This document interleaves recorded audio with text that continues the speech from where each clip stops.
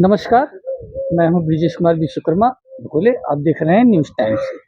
इस समय हम आए हुए हैं बरहता गाँव में, जहाँ पर समाजवादी पार्टी के वरिष्ठ और पूर्व विधायक लाल बहादुर यादव के आवास पर, और उनसे जानेंगे हम 2024 लोकसभा चुनाव को लेकर के इस समय समाजवादी पार्टी क्या रणनीति बना रही है। तो आइए हम आपको सीधे ले चलते हैं आदरणीय लाल बहादुर यादव जी से।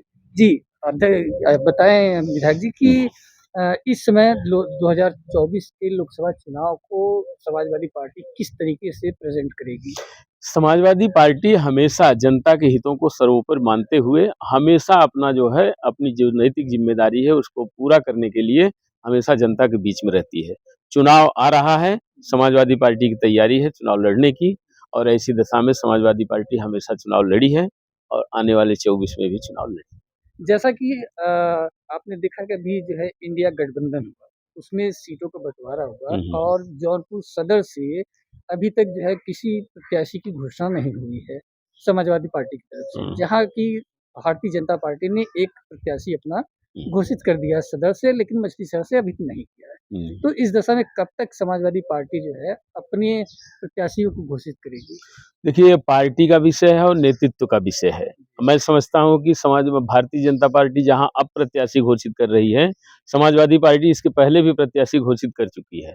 बहुत जगहों पर प्रत्याशी घोषित हो गए हैं, बहुत जगहों पर सिलसिला जारी है। समय तक सब कुछ हो जाएगा। जैसा कि ये जानकारियाँ मिल रही हैं हुँ, कि और इससे पहले भी हुँ, आपके कार्यकाल बहुत अच्छे रहे हैं और राष्ट्रीय अध्यक्ष जी भी चाह रहे थे कि आप एक बार फिर जो है सदन में आएँ और बड़ी सदन में आएँ। तो क्या इस बार अगर आपको मौका मिलता है, और चर्चाएँ भी हैं कि इस बार लाल बहादुर यादव जो है सदर से को जो है चुनाव लड़ाया जाएगा, और समाजवादी पार्टी के सभी कार्यकर्ता भी इससे खुश हैं कि अगर उनको मिलता है तो हम हर वर्ग का व्यक्ति यही चाह रहा है कि उनको टिकट मिले और हम उनको जिताएँ। तो इस पर आपका क्या कहना ये तो आपने अपनी भावना व्यक्त किया। मैं समाजवादी पार्टी का एक कार्यकर्ता हूँ। कार्यकर्ता की हैसियत से अपेक्षाएँ रहती हैं, अपेक्षा मेरी भी है। ऐसी दशा में नेतृत्व जो निर्णय करेगा उसको जो है माना जाएगा, उसी तरह से अवसर मिलेगा, मैं चुनाव लड़ूँगा। है?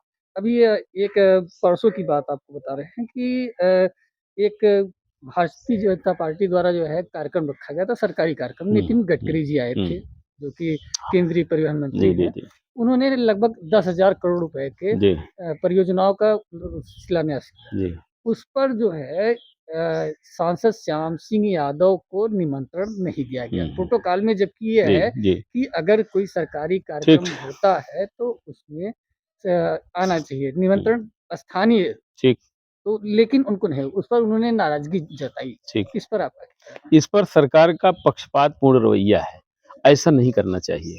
हम कहीं जा रहे हैं केंद्रीय गवर्नमेंट की योजनाएँ हैं, परियोजनाएँ हैं, आम आवाम के लिए अगर कोई चीज़ है, हम कुछ करना चाहते हैं, जनहित में करना चाहते हैं, तो जब उसमें पक्षपातपूर्ण रवैया नहीं होना चाहिए, तो सारे लोगों को बुला कर के केंद्रीय मंत्री को इस तरह से करना कराना चाहिए। व्यवस्था देने वालों को सारे लोगों को आमंत्रित करना चाहिए था, सबके बीच में जनहित की बातें करना चाहिए था। ऐसा नहीं किया गया। ये केंद्र की तरफ से पक्षपातपूर्ण रवैया है। चाहे वहाँ लोगों ने किया हो, चाहे यहाँ किया हो। ये जैसा गलत कि है। भारतीय जनता पार्टी द्वारा जो है तमाम योजनाएँ लोकसभा चुनाव आते ही योजनाओं को देना शुरू कर दिया। इसी बीच जो है अभी 2 परीक्षाएँ हुई हुँ, उत्तर प्रदेश सरकार हुँ। द्वारा।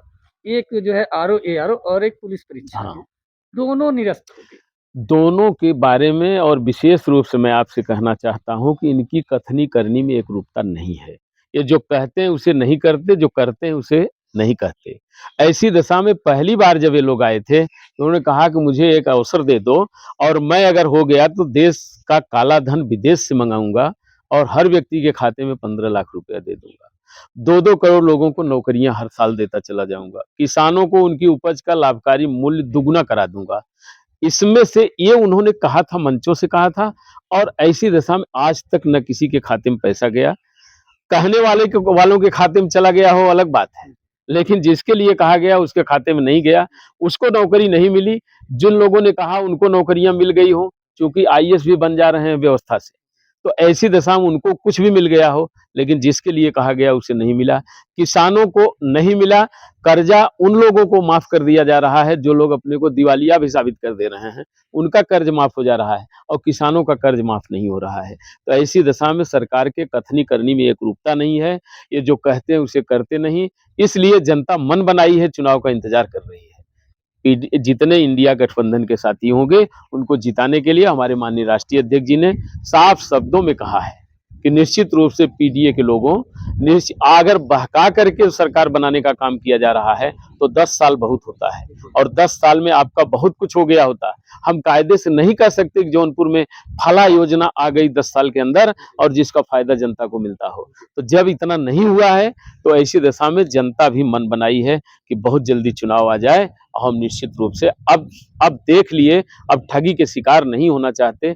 अब पीडीए के साथ चल करके समाजवादी पार्टी और इंडिया गठबंधन को लोग ताकत देना चाहते हैं, उनको जिताना चाहते हैं। खास तौर से हम जौनपुर की बात करेंगे तो जौनपुर में भारतीय जनता पार्टी द्वारा यहाँ के एक स्थानीय अपने राज्य मंत्री हैं, उनके द्वारा कई योजनाएं ले आई गई, लेकिन उन योजनाओं पर आज आप सड़कें देख लीजिए और नए नए घाटों का उपयोग किया जा रहा है, लेकिन कोई ऐसी जीवन को जो जीवन देने वाली सुविधाएं हैं उसको नहीं क्रियान्वयन किया जा रहा है। जैसे कि आपका मेडिकल कॉलेज आप देख लीजिए, जब समाजवादी पार्टी की सरकार थी उसकी नींव रखी गई, लेकिन तब से अभी तक जो है यहाँ नहीं है। कोरोना काल में भी ये स्थितियां रही कि कितने लोग मर गए ऑक्सीजन की वजह से, और उस समय जो है जब समाजवादी पार्टी की सरकार थी तब 112 एम्बुलेंस चलाई गई जो कि निःशुल्क, उसी से पूरे कोरोना काल में सबको जहाँ जहाँ तक पहुँचाया गया। तो इन सब चीज़ों को लेकर के और भारतीय जनता पार्टी के द्वारा किए गए कार्यों में क्या अंतर है? देखिए, समाजवादी पार्टी जब सत्ता में आई है तो जनता के हितों को सर्वोपरि मानते हुए हमारे माननीय राष्ट्रीय अध्यक्ष जी उस समय के तत्काल मुख्यमंत्री के रूप में उन्होंने चाहे 100 नंबर रही हो, चाहे 112 रही हो, चाहे 108 रही हो, यहाँ तक कि पशुओं के इलाज के लिए भी एम्बुलेंस चलाने का उन्होंने काम किया था। बेजुबान जानवरों के लिए भी उन्होंने इस तरह की व्यवस्था किया था कि इनके भी दुख को जो है ये बोल नहीं सकते, लेकिन इनका भी इलाज होना चाहिए, उस पर भी एम्बुलेंस चलाने का काम किया था। और एम्बुलेंस किसी के दुख को ये नहीं पूछा कि आप किस जात के हो, किस बिरादरी के हो, किस धर्म के हो, किस मजहब के हो, किस दल, किस पार्टी के हो। ऐसी नीतियां बना करके उन्होंने सबके लिए काम किया। जब सबके लिए उन्होंने काम किया तो आज तो वही सब समाजवादी पेंशन उन्होंने लागू किया था। समाजवादी पेंशन का विषय 500 रुपए के हिसाब से लोगों को मिलता था और साल भर में एक व्यक्ति को सीधे सीधे उनके खाते में चला जाता था 6,000 रुपया। आज 1,000-2,000 रुपया इस तरह से, और जिस तरह से खाद की बोरी से यूरिया गायब हो गई। 50 किलो आती थी, 50 किलो की जगह 45 किलो हो गई, 45 से अब सुनने में आ रहा है कि 40 किलो हो गई। तो ऐसी दशा में किसान तो हमेशा ठगा जा रहा है। तो वो बेचारा बना हुआ है यहाँ खेत में और जवान बना हुआ है वहाँ सीमा पर, वो भी बेचारा बना है। जिस तरह से उसका 4 साल का जो है, जिस तरह से वीर योजना चलाई गई, आप बताइए कि माने लोगों की शादियां लोग करने पर नहीं तैयार हैं। वो जान रहे हैं कि हम इनके यहाँ शादी करेंगे, 4 साल में इनके ये लड़का लौट के घर आ जाएगा। उस दशा में कर दिए कि उससे न जीते बन रहा है न मरते बन रहा है। बाप कहीं नौकरी कर रहा है तो उसको तो उम्मीदें हैं, वो अपने समय कर रहा है और बेटा जो है रिटायर होकर घर आ रहा है। तो बड़ी इस तरह की अव्यवस्था पैदा कर दी गई है कि उस संविधान में दिए हुए जितने माननीय बाबा साहब भीमराव अंबेडकर ने जो व्यवस्था दिया था, संविधान के तहत जहां देश को चलना चाहिए, वहां आज देश एजेंडों के हिसाब से चल रहा है। कोई जो चाह रहा है कि मेरा एजेंडा ये कह रहा है, अब तो 10 साल बीत गए ना। 10 साल में आप भी तो इसके उदाहरण हैं कि कौन सी बात बता दी जाए कि 10 साल में केंद्र से ये आ गया, ये आ गया। एक चीज आप कह रहे हैं, वहीं किसान रो रहा है सड़कों पर बिलबिलाता हुआ, चिल्लाता हुआ कि करखियाव अगर के इंडस्ट्रियल एरिया है तो वहां अगर एक योजना का उद्घाटन किया जा रहा है, कितना बना कितना नहीं, वो भी आपने देखा साल 6 महीने से दिन रात उल्टा सीधा करके इस तरह का काम दे दिया गया। जनहित में कब तक रहेगा ये नहीं पता है। घोषणाएं की जा रही हैं, जिस तरह से परीक्षाओं के लिए किया जा रहा है और जिस तरह से जो कहा जा रहा है वो नहीं पूरा किया जा रहा है। शिक्षकों की अभी अदालत के कहने के बावजूद उनको उनका हक नहीं दिया जा रहा है। तो ऐसी दशा में विसंगतियां तो इतना मुहबाई हैं कि लोग इंतजार कर रहे हैं, और लोग हक मांगने जा रहे हैं तो लाठी गोली का शिकार हो रहे हैं। तो ऐसी दशा में जनता मन बनाई है कि 24 का जल्दी विषय आ जाए और जल्दी से जो है हम उनको जो है उससे निजात पाएँ क्या सरकार आप मानते हैं कि 2024 में केंद्र में जो है समाजवादी पार्टी इंडिया की सरकार बनेगी? इंडिया गठबंधन की सरकार बनेगी। हम ये मान के चल रहे हैं कि इंडिया गठबंधन की सरकार बनेगी, इसलिए कि जनता जिस तरह ललचाई आँखों से इंडिया गठबंधन के लोगों की तरफ देख रही है, उससे लगता है कि हर हालत में वो देश में सरकार बनेगी। जानकारी के लिए बहुत-बहुत धन्यवाद। धन्यवाद। अभी-अभी आपने देखा कि किस तरीके से बेबाक तरीके से जवाब दिया हमारे सवालों का विधायक लाल बहादुर यादव जी ने, जो कि आने वाले 2024 के चुनाव में इनका कहना है कि अगर इनको मौका मिला, तो ये भी जो है चुनाव लड़ेंगे और जो कि यहाँ के कार्यकर्ता सदर विधानसभा से ये उनके लिए ये ज़मीनी नेता का काम करेंगे और सबसे मिलने का काम करेंगे और विकास के मुद्दे इनके सर्वोपरि रहेंगे। आप देख रहे हैं न्यूज़ टाइम्स, ब्रिजेश कुमार विश्वकर्मा, जौनपुर।